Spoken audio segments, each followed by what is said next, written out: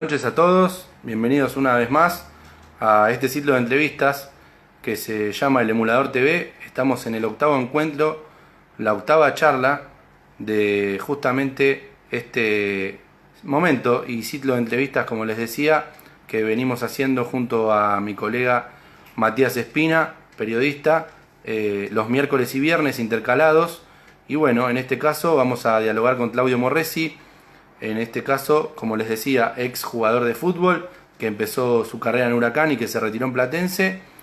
Además, es actualmente legislador de la ciudad de Buenos Aires. En este caso, como les contaba justamente, legislador por el Frente de Todos de la ciudad de Buenos Aires y ex secretario de Deportes de la Nación. Bueno, vamos a ver si se puede conectar a este vivo y si lo podemos tener justamente en este viernes.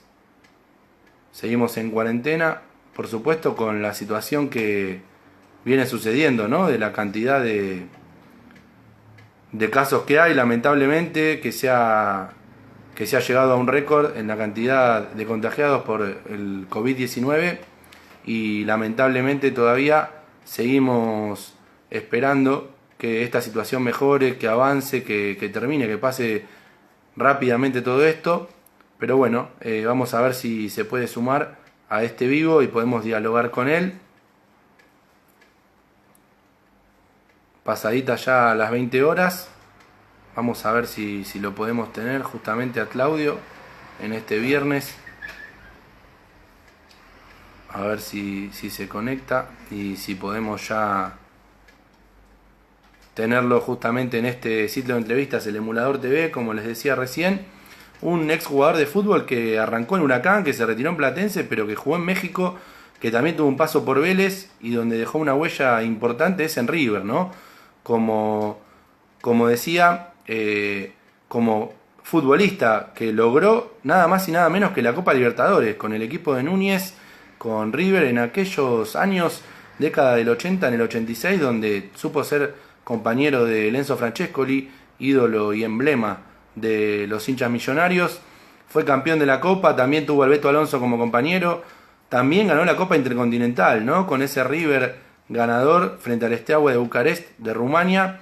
Y bueno, vamos a ver si se puede sumar a este vivo y podemos arrancar con la entrevista.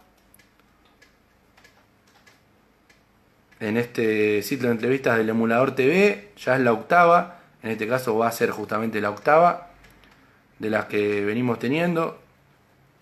Y bueno, ahora vamos a ver si enseguida él ingresa y podemos tener la posibilidad de dialogar con Claudio, actual legislador de la ciudad de Buenos Aires, en el Frente de Todos, ex secretario de Deportes de la Nación, que tuvo una tarea y un cargo importante que marcó un antes y un después en lo que es justamente el rol del Estado hacia los deportistas, para los deportistas. Vamos a hablar un poco también de esa tarea que llevó a cabo, además de repasar un poco también su carrera, ¿no? Como jugador de fútbol.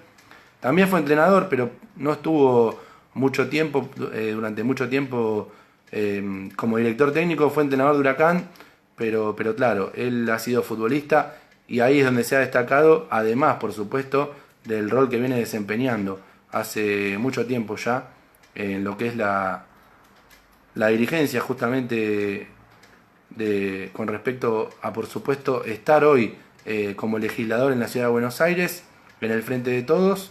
Y bueno, vamos a ver si ahora se suma y lo podemos tener en esta charla, que va a ser la octava ya del Emulador TV. Como les decía, viene siendo miércoles y viernes intercalados, junto a Matías Espina. Hacemos notas de distinto tipo, no únicamente tiene que ver justamente con lo que es, por supuesto, tiene que ver solo con los deportistas, sino también, o ex deportistas, sino también con distintas personas. Y ahí lo vamos a tener en este caso a Claudio. Vamos a ver si se puede ya tener, a ver si conecta bien. Ahí está, Claudio, ¿me escuchás bien? ¿Cómo estás? ¿Me escuchás? Sí, perfecto. Ah, bueno, bueno. Acá ¿Cómo luchando. va? Bueno, tuvimos algún inconveniente, ¿no? Para este tema de las comunicaciones y, por supuesto, que también es complicado. De hecho, en mi caso particular, te cuento que yo tengo Telecentro como servidor, digamos, y durante varios días se me ha caído un poco de internet, se complicó un poco el servicio, pero bueno, por suerte ahora sí ya te tenemos. ¿Cómo estás, Claudio? Estamos bien en estos tiempos tan ingratos, bueno, tan ingratos, tan dolorosos, pero también de mucha solidaridad y compromiso de muchísima gente, enfrentando desde ya a algunos que buscando, como habitualmente hacen, debilitar a los gobiernos populares y a los espacios políticos que de alguna manera buscan una igualdad de derechos, hacen lo que sea y desgraciadamente estamos viviendo este aumento de los contagios y este aumento de las muertes, ¿no? Pero bueno, seguiremos tratando de concientizar a que la gente se quede en casa, de concientizar que tomen todos los recaudos y que cuando todo pase, claramente tenemos que tratar de ser una sociedad mejor, no tan injusta, tan desigual como fue en estos últimos tiempos. Sí, coincido con lo que decís, lo suscribo, sobre todo los 4 años últimos que se vivieron y más allá, por supuesto, hay que seguir de esa manera, ¿no? Como bien lo ha hecho hasta aquí el gobierno nacional, por supuesto con responsabilidad, como dijo Alberto, con situaciones que vienen pasando, lamentablemente los últimos días se llevó un récord, como decía, de contagios y también de fallecidos aquí en la República Argentina, en una situación que es más complicada en el AMBA, ¿no? En la ciudad de Buenos Aires y también en la provincia de Buenos Aires, pero hay otras provincias y como pasa en el mundo también, hubo muchos rebrotes, ¿no? Y por suerte hay que destacar que en ese ámbito se vienen haciendo las cosas bien, digamos, se valora la vida, no como lamentablemente sucede en Brasil, por ejemplo, en Estados Unidos, para hablar puntualmente de esa situación, y sobre todo también, yo lo decía en mi programa de radio, ¿no? Que tengo los jueves en Radio Sónica, en Revolución Deportiva, se llama el programa, que por ahí se emite, digo, pero, y no para pasar el chivo, sino que siguiendo un poco lo que decía Alberto, y este tema también del fútbol, ¿no? Que también vamos a hablar un poco de tu carrera, de tu rol actuar como legislador, pero me parece, y como también escuché por ahí, y tomo esas palabras que justamente dije en mi programa el jueves, ayer por la noche, que el fútbol es lo más importante dentro de lo menos importante.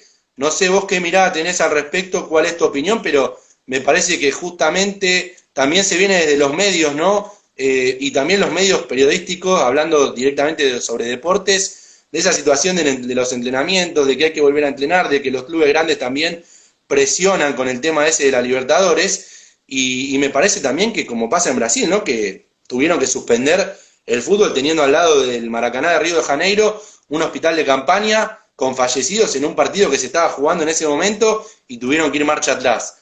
Me parece que hay que esperar un poco en eso y esa es mi mirada puntual. No sé vos qué opinás al respecto y cómo lo ves todo esto también, porque realmente la vida y la salud es mucho más importante.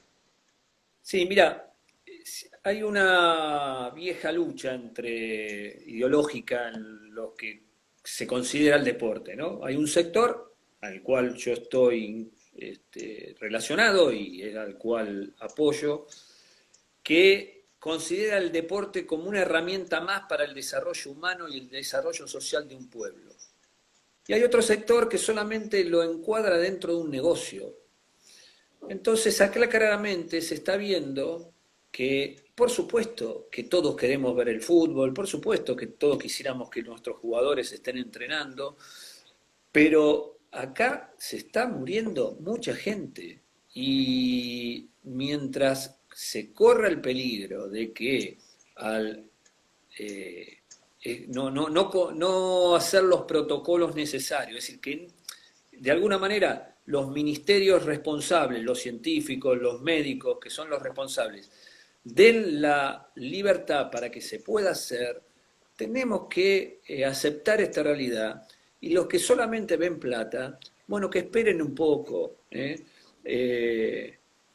porque aparte se da esta contradicción que la cuarentena destruye la economía. El hecho de no poder hacer deportes hace que la gente esté tensionada. No, la pandemia es la que mata a la gente y el virus es el que, por más que quieras tener una economía floreciente, como pasó en Brasil, bien lo dijiste, y creo que en Paraguay también, que quisieron empezar los partidos de fútbol y se contagiaron equipos que estaban concentrados y tuvieron que suspender todo, y ojalá que ese deportista, ese jugador que se contagió, no se lo haya transmitido ni a su padre, ni a su abuelo, ni a su tío, porque tal vez es el culpable indirectamente de una muerte de un familiar querido. Sí, es verdad lo que decís, Claudio. Sobre todo, bueno, yo recuerdo hace no mucho, cuando fue, hace varios meses en realidad, en marzo, y también uno recuerda, yo de seguir y me gusta mucho el básquet, la NBA, esa conferencia de prensa de ese jugador famoso que, digamos, se enteró que tenía coronavirus, tocó todos los micrófonos, hizo una especie de un show realmente de una irresponsabilidad enorme, y también se empezaron a conocer casos, ¿no? En todos los deportes. Hoy aquí en el fútbol argentino ya hay casos de jugadores de primera división. También se sabe no exactamente cuál es el plantel, pero hay un plantel de un equipo de primera división que le hicieron varios test y parece que hay un porcentaje importante también de contagiados. Eso lo cual nos llama un poco la atención, pero sobre todo porque les toca a todos y golpea a todos esta pandemia. No distingue ni de clases sociales, ni justamente de poderío económico, ni otras cuestiones más, ¿no? No es que también uno por ser joven o por tener menos de 40 años está exento a no contagiarse o no contagiar o que no le pase nada, porque se ha dicho y se ha visto en los números que un porcentaje, ya un 20% más o menos, de los casos de contagio son personas menores de 60 años. Entonces también, y además ha dicho la Organización Mundial de la Salud en las últimas horas, que esto por supuesto no tiene que ver con una estación, cuando siempre se venía sabiendo que atacaba más en invierno y que era puntualmente esa situación, ¿no?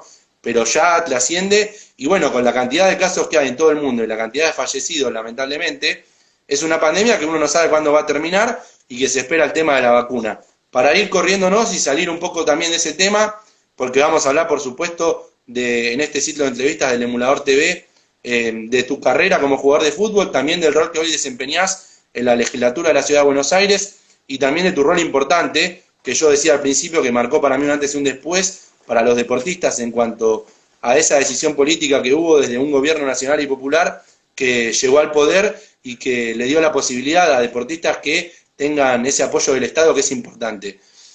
Hablando un poco de tu carrera, de tus años como jugador de fútbol, ¿qué le podrías decir hoy si vos te cruzarías a ese Claudio Morresi de los primeros años en inferiores de Huracán que estaba por debutar en primera o que tenía los primeros partidos? ¿Cuál sería el consejo que le podrías dar a ese Claudio Morresi? Qué difícil. A ver, que trate de nunca abandonar el sueño que él tuvo de jugar en una primera división y con y a quién de alguna manera él tenía que alegrar a través de su juego. Porque desgraciadamente después con el profesionalismo Sí, te modifica algunos sueños y pasan a tener valor a veces algunas cosas económicas y también te hace olvidar que vos cuando estás jugando de alguna manera le estás produciendo una alegría a quien está en una tribuna y que hizo muchísimas cosas para poder ir ese día a la cancha y llevarse una sonrisa de ese lugar. Entonces, no digo que a mí me haya pasado, pero siempre traté de aferrarme a mis sueños. Por eso renuncié a seguir jugando en un momento que era joven, pero veía que no podía rendir al nivel que yo traía. Tenía un contrato firmado que iba a terminar a fin de campeonato y faltando 5 meses le dije a los dirigentes que bueno, que me pagaran hasta acá, porque me sentía que estaba defraudándome yo y defraudando a la gente. Eh, Así que le diría a ese Claudio que se aferre a eso y que nada, seguro que va después a vivenciar cosas mucho más gratas si tenés ese tipo de sueño que solamente pensar en un ascenso económico y dejando de lado a quienes están en una tribuna eh, yendo a verte jugar. Claro, es interesante lo que decís y bueno, yo puntualmente vengo sintiendo hace bastante la última temporada, digamos, el último mercado de pases y ahora se está repitiendo. Yo recuerdo, bueno, hace varios años ya, yo diría que finales de los años 90, principios de los 2000, más o menos hasta un 2004-2005, me parece que el fútbol argentino en primera tenía esa posibilidad, como también vos cuando eras jugador, de ver a la mayoría de los equipos, por no decirte todos, con jugadores de una calidad técnica, táctica importante que hacían grande a ese fútbol argentino de primera división y que hoy lamentablemente, claro, los mejores van a Europa, los mejores de los equipos chicos van a los equipos grandes y así se sigue haciendo la cadena. Bueno, el mercado de pases anterior, prácticamente un plantel entero, 28, casi 30 jugadores, subieron a primera.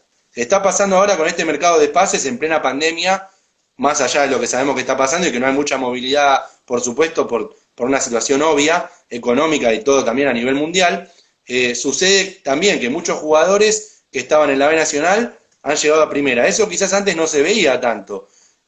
También intuyo, me parece que pasa en Brasil, en Uruguay, en esas ligas sudamericanas que tanto Argentina como Brasil, que eran importantes, lamentablemente sufrieron. Y hoy me parece que la diferencia entre primera división y la B nacional, primera y segunda división, ya no se nota tanto, no hay una brecha larga, digamos. Entre los 8 o 10 mejores equipos de la B y los mejores de la A, o los más grandes, los que siempre pelean torneos, me parece que no hay una diferencia grande. Y eso habla también de la actualidad, ¿no? Y de cómo cambió todo eso, que se fue perdiendo, y mismo también que no va tanta gente al estadio o a ver a los equipos, no es tanto el apoyo popular que había antes, además porque también, entre otras cosas, no hay visitantes. Pero, ¿cuál es tu mirada puntual? ¿Vos creés que se equiparó mucho? ¿Tenés coincidís un poco con lo que digo o tenés otra mirada al respecto? Mira, hubo ahí, vos decías una fecha, 2004, 2005, eh, hubo un momento que las selecciones juveniles del fútbol argentino existió todo el trabajo de Peckerman y de Tocali, ¿no? Donde eso hizo que muchísimos jugadores trabajaran una técnica deportiva y crecieran en todo lo que fue esos caminos de selecciones juveniles, que Sí, después, a través del tiempo, cuando se consolidaron en los equipos de primera, bueno, el fútbol argentino creció en la faz técnica y pudo sostenerse y dar batalla a nivel mundial, ¿no? Después del ciclo de Peckerman y de Tocali, se modifica, se prioriza mucho en las divisiones inferiores, eh, no el aprendizaje de la técnica deportiva y basarse nada más que en el resultado. Yo, por supuesto, hay grandes excepciones, pero digo, en la gran mayoría. Y recuerdo haber tenido varias conversaciones con el fútbol infantil de AFA en ese momento que yo era secretario de deportes, para que en las edades formativas de los chicos entre los 9 y 13 años se modificaran estas competencias tan despiadadas, las dimensiones de las canchas, la dimensión de la pelota, es decir, que se priorizara el juego y la técnica deportiva y no la competencia como se estaba haciendo en ese momento. A mí no me cabe duda que eso ha hecho que se haya bajado, por supuesto siempre siguen surgiendo jugadores importantes, pero no de el nivel técnico de los últimos tiempos. Ahora con el ingreso de Menotti, con el Aimar y con algunos otros entrenadores que van a priorizar de vuelta, uno está ilusionado y confiado que de vuelta el fútbol argentino va a empezar a surgir, porque todos son procesos. En los Sí. próximos años van a surgir de vuelta jugadores importantes y bueno, se elevará el nivel de juego en lo que es el fútbol argentino. Y hablando puntualmente de eso y llevando yo ya al ámbito más de deportista, ¿no? Y de deporte integral, digamos, más allá del deporte que sea, que por supuesto siempre lo que nos pasa a todos es cuando vemos los mundiales, nos encanta, pero para mí lo segundo después del Mundial de Fútbol es los Juegos Olímpicos, ¿no?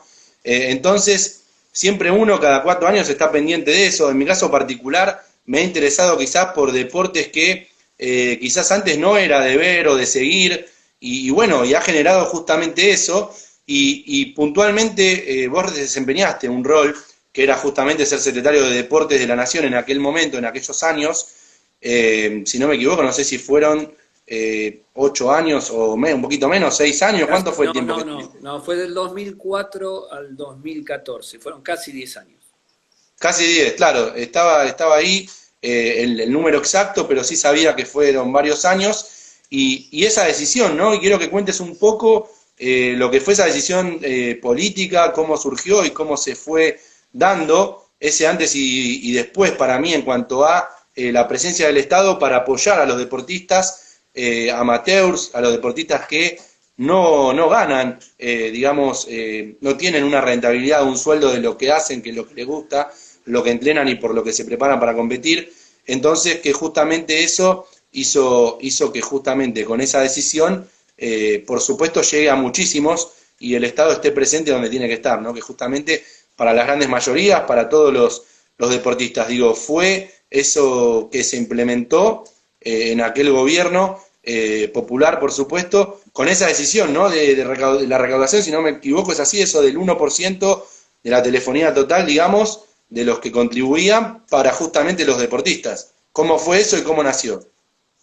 Sí, bueno, apenas empieza el gobierno de Néstor Kirchner, en una charla que tuvimos, él quería que el deporte social tuviera un gran desarrollo y que nuestros embajadores deportivos tuvieran todo lo necesario para poder competir en igualdad de condiciones. Porque se daba esta situación que el presupuesto del deporte, por más que todos los años fue aumentando, no alcanzaba para dar la respuesta que se tenía que dar. Entonces, se estuvo trabajando durante mucho tiempo y bajo el gobierno de Cristina Kirchner se logra la ley del ENAR. Esto es la creación del Ente Nacional de Alto Rendimiento Deportivo, donde está conformado en un 50% por la Secretaría de Deporte de la Nación y un 50% por el Comité Olímpico. Y pasa a tener un presupuesto propio que era del 1% de los mensajes de los celulares de nuestra población iban directamente a ese ente público no estatal.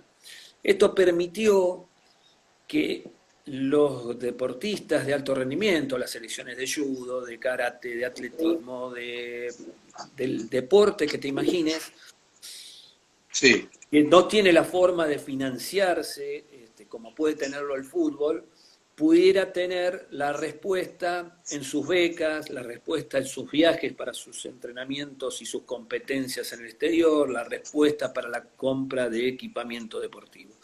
Y se empieza a producir un fuerte ascenso en muchísimas disciplinas.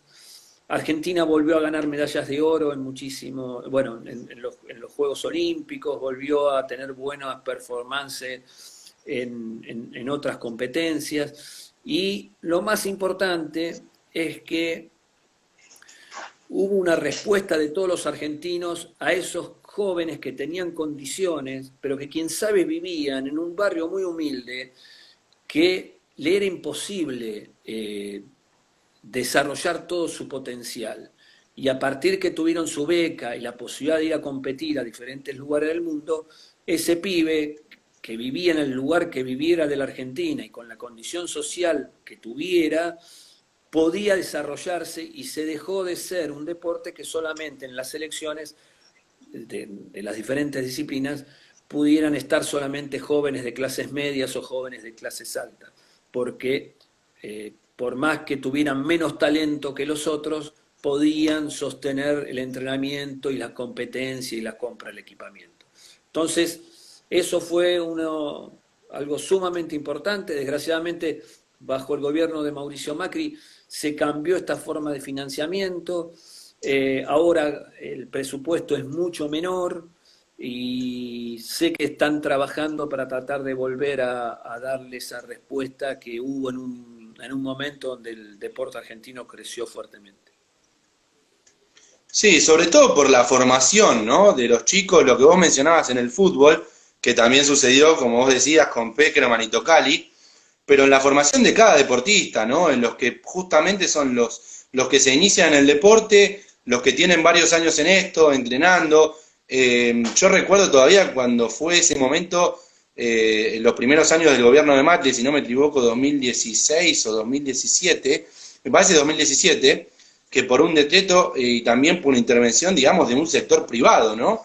Se hacía esto de modificar la situación de la Secretaría de Deportes y que tenga como un ente privado, tipo como una agencia, o se meta a la cuestión, viste, siempre ligada a, bueno, alguien que pueda invertir o que pueda publicitar, que esa era obviamente de financiar justamente este aparato integral que es para todos los deportistas, y apunta justamente a eso, ¿no?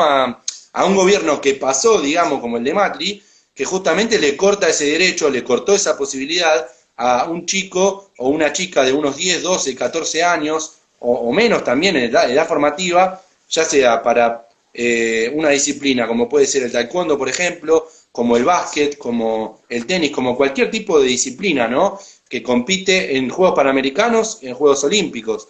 Entonces, eso, por supuesto, es tan injusto y tan desigual como también tuvo esa idea en ese momento Macri después también de, por suerte no lo pudo lograr en el fútbol, de lograr que, como pasa en Europa, haya sociedades anónimas deportivas, ¿no? Y los clubes son de los socios, digamos, eso está clarísimo acá, dudo que suceda, me parece que eso era bastante lejano, por suerte, pero bueno, parece ser que también un poco se metía la mano un poco en eso, y bueno, y es como vos decís, ¿no? Corta esa posibilidad para el chico o la chica que sea de cualquier lugar del país, desde Bariloche hasta, por ejemplo, por decir Salta, Jujuy, algún pueblito de Santa Fe o de donde sea. Y bueno, por suerte, gracias a Dios, me parece que va a costar muchísimo, ¿no? Levantar un Sí, poco eso y también con lo que eso conlleva, ¿no? Porque el Estado, lo que hay que decir es que no se puede encargar de todo, pero sí tratar de llegar a lugares donde por suerte con el gobierno de Néstor y Cristina se pudo llegar y con esa decisión política. ¿Qué te quedó, qué te dejó ese tiempo que vos estuviste como secretario de Deportes de la Nación y que por supuesto se apuntaba, ¿no?, a eso, a acompañar al deportista, a lograr que se vaya desarrollando y cómo lo fuiste viendo también ese cambio que hubo lamentablemente en estos últimos años? bueno, te agrego algo a lo último que estabas diciendo, porque claramente se vio en este último gobierno y bueno, en lo que fue el gobierno anterior y lo que Sí, empieza a ser este gobierno, esto que yo antes decía, ¿no? El deporte como una herramienta más para el desarrollo social de un pueblo o el deporte solamente visto como un negocio. Macri, como bien decías, hubo tres intervenciones muy importantes que él quiso tener. Las sociedades anónimas en el fútbol, por el fuerte arraigo cultural de lo que son los clubes en nuestro pueblo, hubo mucha resistencia y no lo pudo implementar. Eh, esta modificación de agencia de la Secretaría de Deporte para que se haga una agencia, porque atrás de eso estaba la posibilidad de venta de todo lo que eran las tierras que tenía la Secretaría de Deporte, especialmente en lo sí, que era el CENAR, un gran negocio mega inmobiliario, y el beneficio a las diferentes compañías eléctricas, gasíferas de ese grupo de amigos que él tenía, porque nunca hay que olvidar que el gran embate y sufrimiento que tuvieron los clubes de barrio de nuestro país, producto del aumento de las tarifas en la época macrista.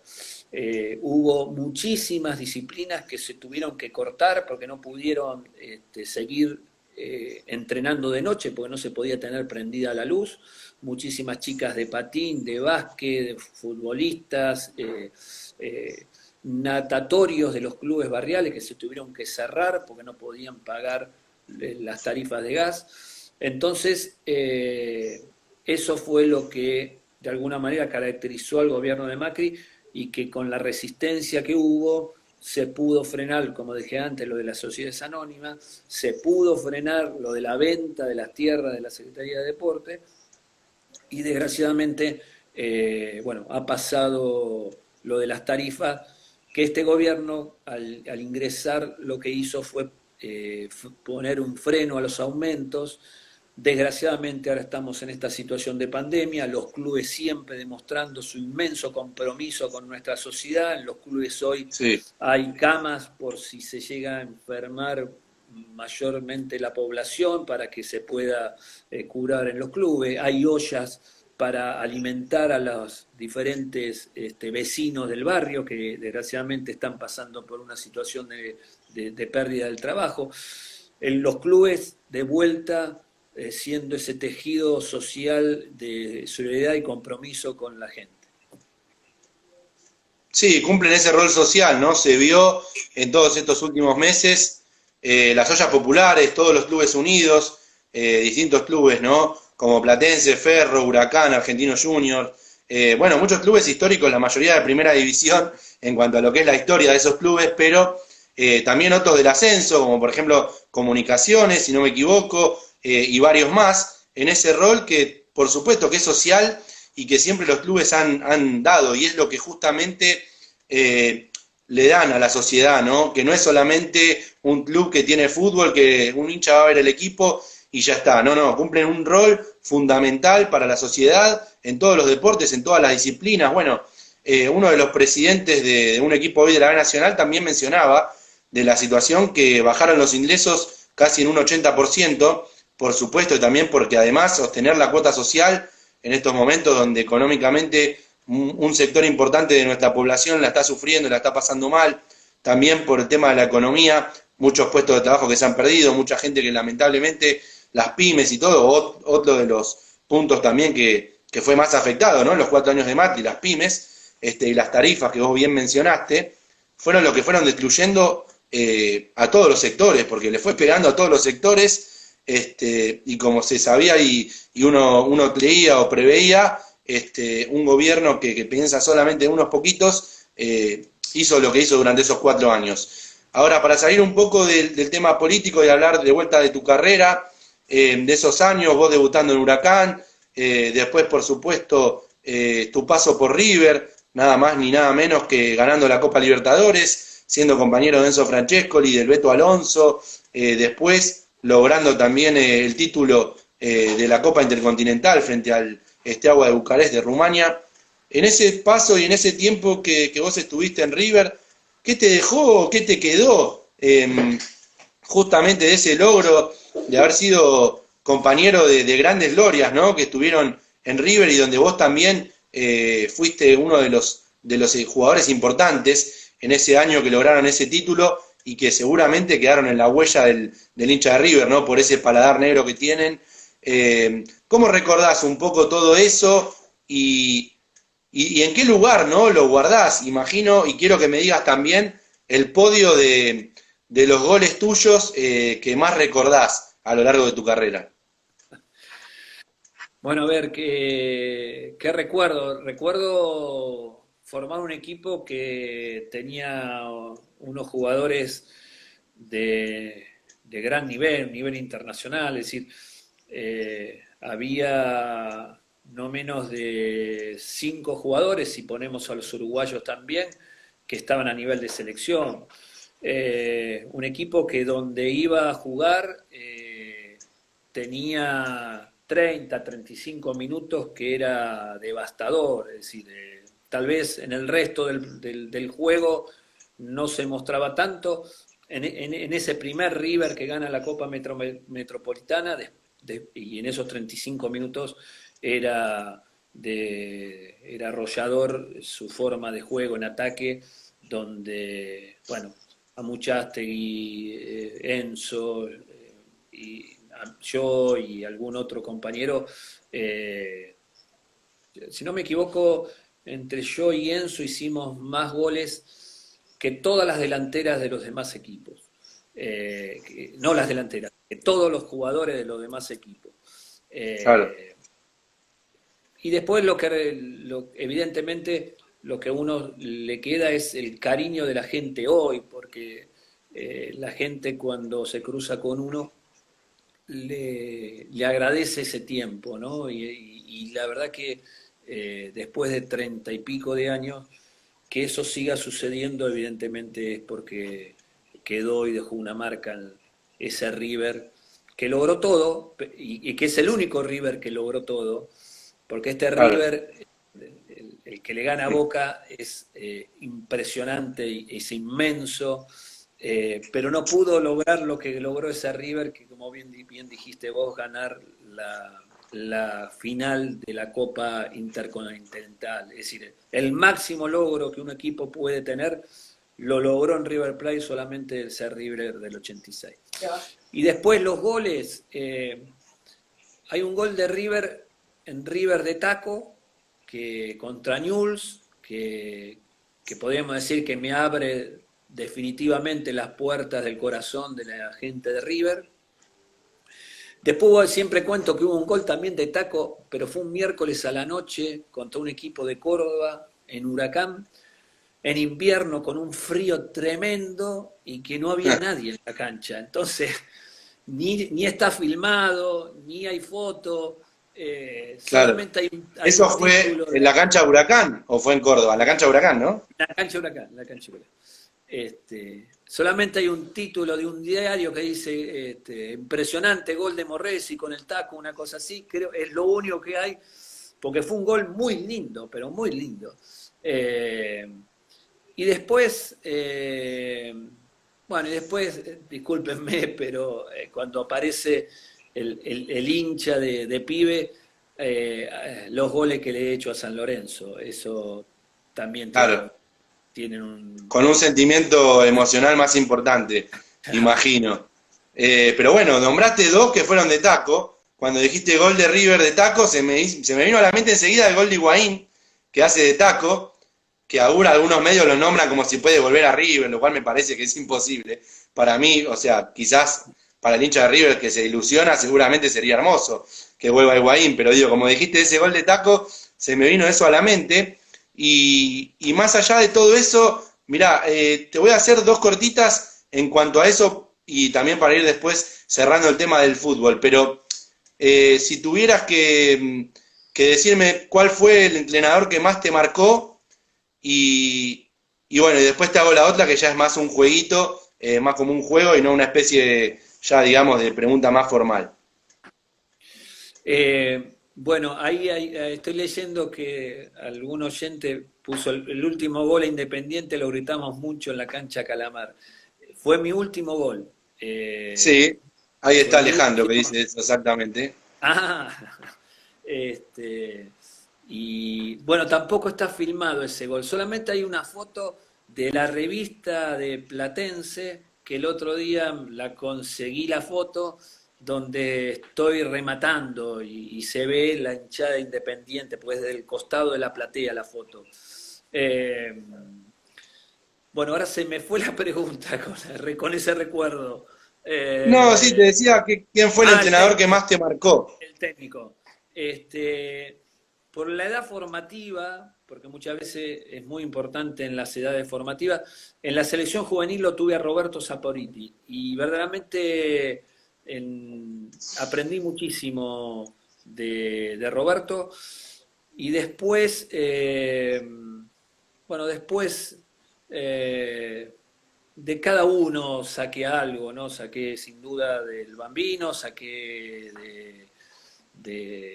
de algunos técnicos, un técnico que fue un gran jugador de arriba que se llamaba Matosas, que lo tuve Sí. en el Santos de Torreón.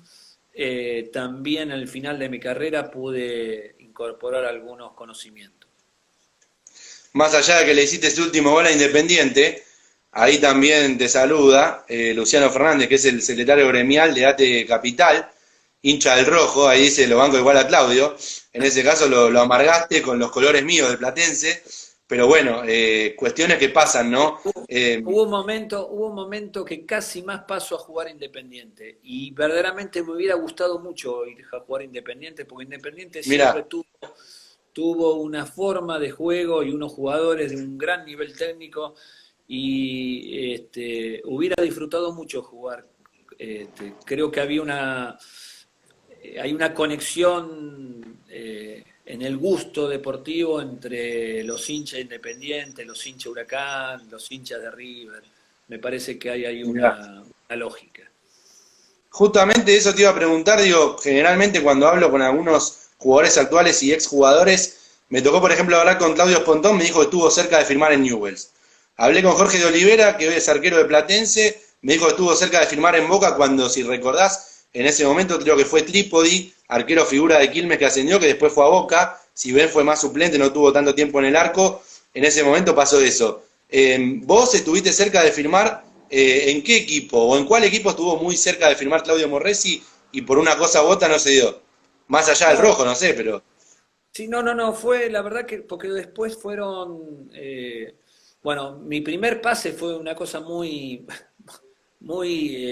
particular, porque a mí me termina comprando un equipo colombiano para prestarme a River, porque River había vendido a un jugador, que era el Tigre Gareca, lo había vendido a Colombia, así que fue una sí, triangulación muy extraña donde me compra un equipo colombiano y yo ni pisé Colombia, terminé al otro día yendo a River, cuando lo claro. lógico hubiera sido que algo hubiera ido a hacer a Colombia. Bueno, eran tiempos que se manejaban esas situaciones, el fútbol colombiano lo manejaba ciertos sectores bastante particulares, pero bueno, era un lugar en ese tiempo en Europa no iban tanto los jugadores argentinos, sí a estos lugares de América y sucedió eso.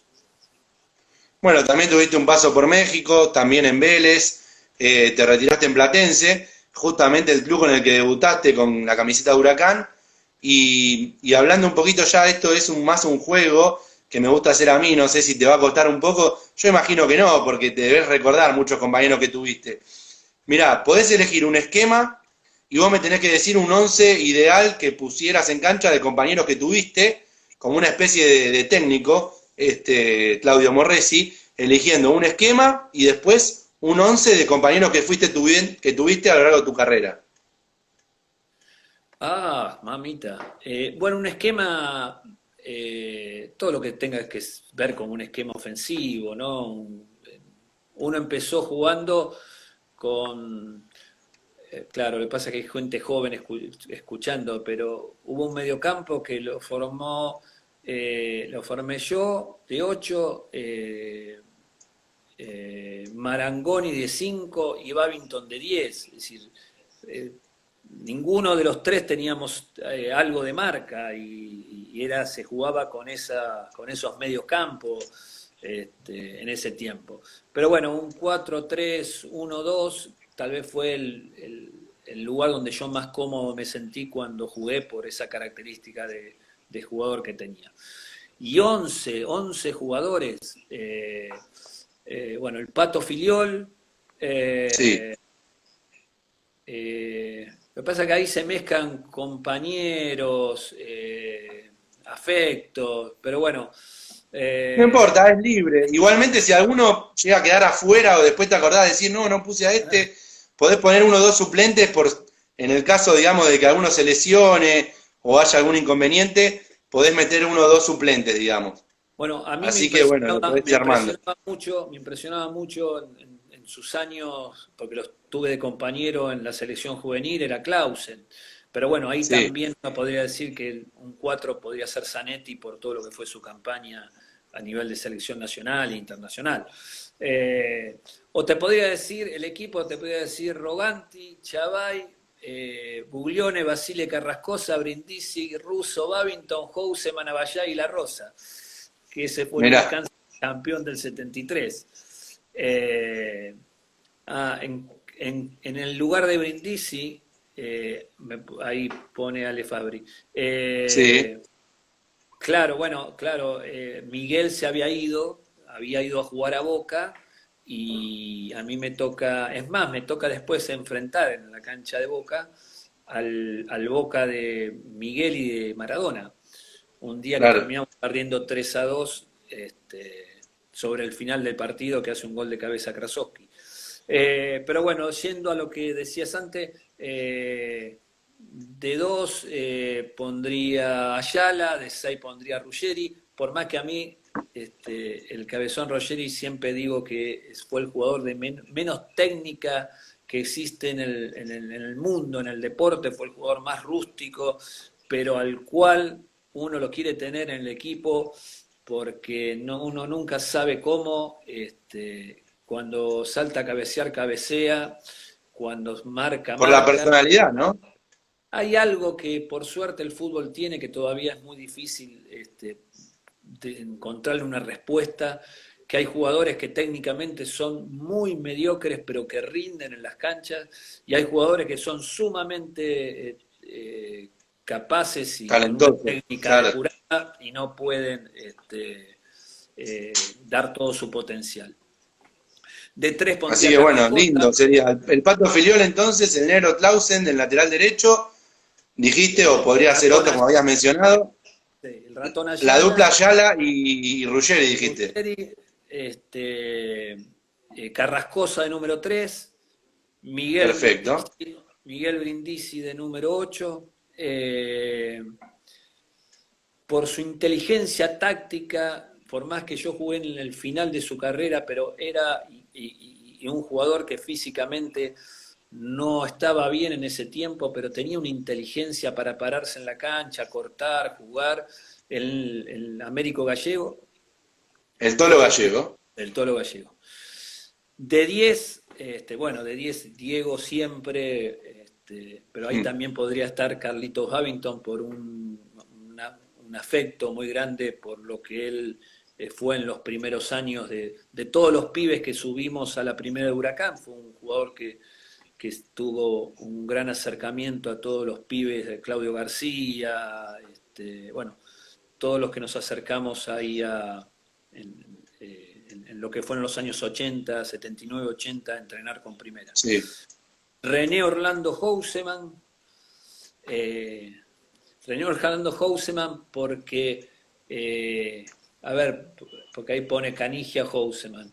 René Orlando claro. Houseman porque era el Chaplin del fútbol, René era la alegría, yo tuve la suerte de verlo en los picados, jugar picados con él, donde a él se lo preservaba, no se le pegaban esas patadas despiadadas que había en ese tiempo en la primera, y los picados que hacíamos en Huracán, donde ahí, como dije antes, se lo preservaba, y aparte que todos nos cuidábamos, y aparecía toda la picardía de Potrero. René era una cosa impresionante, era la alegría viva del fútbol.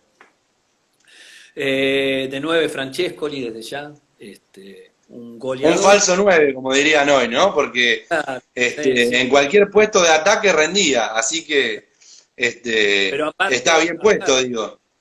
aparte existen los goleadores, los 9 goleadores y los 9 goleadores y jugadores, que es Claro, un escalón más alto. Yo nunca vi devolver una pared a Palermo o tirar un centro atrás, y Palermo fue un goleador impresionante. Ahora Enzo te daba un pase de gol, te desbordaba y te ponía la pelota en la cabeza para que hagas en un centro y la metas, te devolvía una pared, y aparte era también un goleador sumamente importante.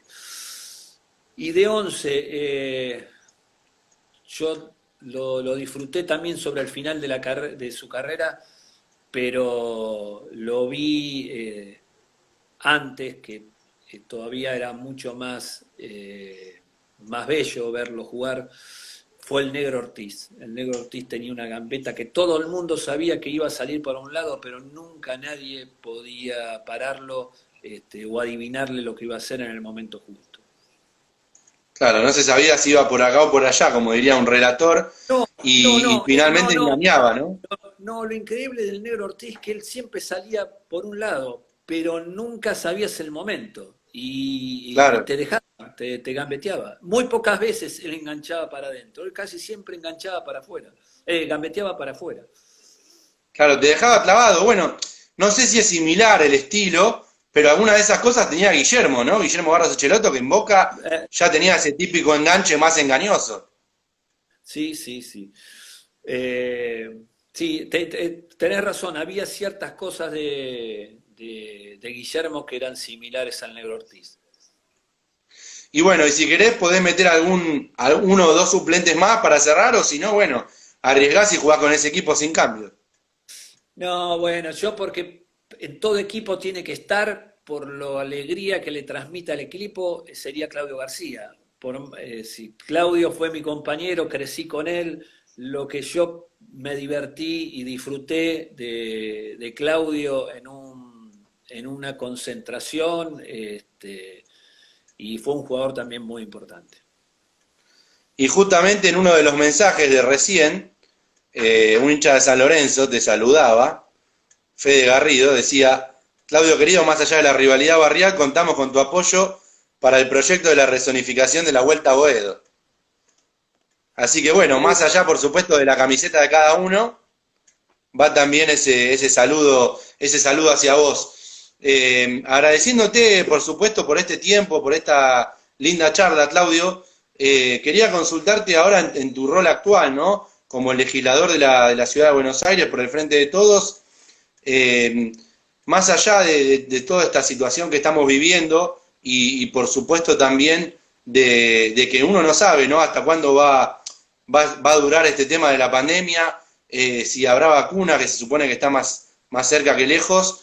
Te quería consultar puntualmente en cuanto a esa cuestión, ¿no? De ese rol social que vos mencionabas al principio, que lamentablemente tanto sufrieron los clubes de barrio, si también se está trabajando un poco en eso y también más allá del ámbito de los clubes en cuanto a cuestiones que tienen que ver con lo social, pero también ya con las escuelas y ampliando un poco más alguna situación que tenga que ver con lo deportivo, teniendo en cuenta el rol que vos tuviste como secretario de Deportes de la Nación y hoy en la legislatura de la ciudad.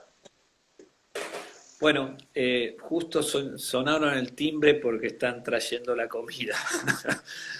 Disculpen ahí el ruido. No, por Eh, favor. Hay algo, porque había una pregunta de antes que Canigia Houseman, y yo contesté Houseman, ahora también lo de Sí, Canigia fue impresionante. Yo Canigia lo llevaba y lo traía al entrenamiento, lo vi crecer, él vivía en un edificio de 11 y como yo vivía en Parque Patricio, lo llevaba y vi su crecimiento. Eh, Cuando Canigia sube a la primera, perdóname que engancho de esto, porque me imagino que no, no, está bien, está perfecto. hay muchos futboleros que le va a gustar.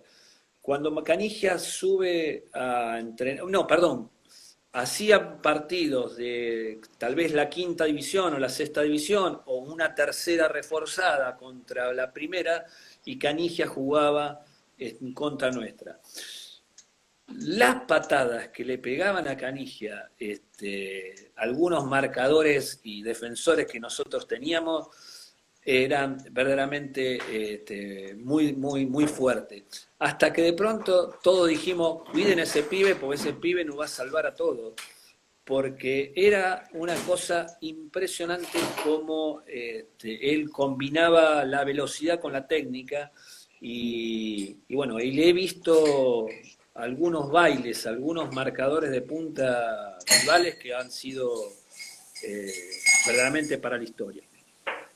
Bueno, yendo Claro. a la pregunta y finalizando, te pido disculpas, pero tengo toda la familia acá con Sí, sí, quienes se entiende ya perfectamente.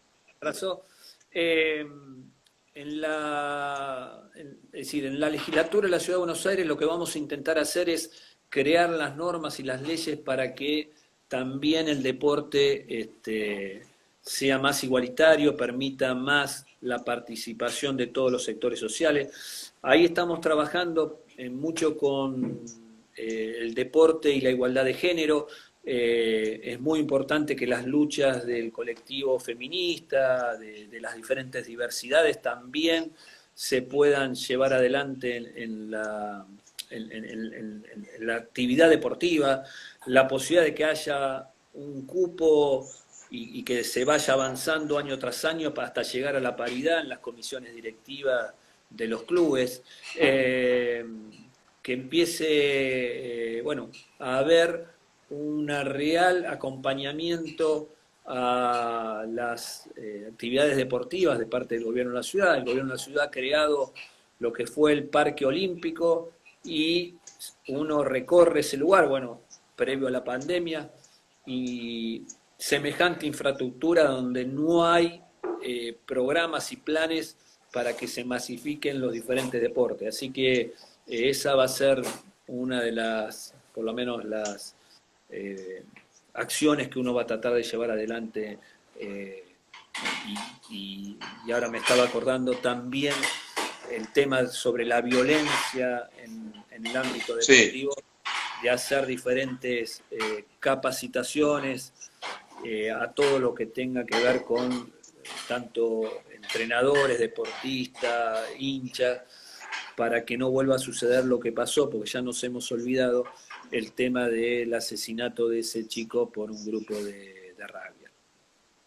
Sí, es verdad lo que decís. A veces, lamentablemente, con el tiempo que estamos viviendo en pandemia, con esta cuarentena y con todo lo que ha pasado en estos meses, no es que uno se olvide, porque siempre la memoria hay que mantenerla activa en todo ámbito y siempre por supuesto se pide justicia, ¿no? Por esos hechos que suceden, que por supuesto tienen esa condena social, pero que también debe seguir la justicia, por supuesto, trabajando en eso, ¿no? Y sobre todo me parece para mí que la justicia históricamente en nuestro país tiene como una deuda grande para mí con la sociedad, pero eso ya sería entrar en otro debate o en otro tema que ahora no nos corresponde y que además también se acerca la hora de la cena para todos. Así que Claudio, te agradezco muchísimo este tiempo, esta charla, por supuesto. Seguiremos de cerca lo que vaya aconteciendo, ¿no? Con esa situación que vos mencionás. Ojalá también se pueda volver a lo que fueron esos años donde el Estado también apoyaba a todos los deportistas, no solo a los de un deporte popular como es el fútbol, sino a todos los demás deportes, porque el deporte es tan importante en la vida de las personas, más allá del deporte que sea, y que por supuesto llega a todos, ¿no? Como vos bien mencionabas. Así que te agradezco muchísimo por esta charla, por este tiempo, te mando un abrazo grande, en este caso un codito, como decimos ahora, y será hasta la próxima, un placer. Gracias a vos, un gran abrazo a Lucho y a todos los compañeros de ATE que tan buena labor hacen durante durante todo el año, ¿no? Gracias, un abrazo grande. Dale, gracias, Claudio.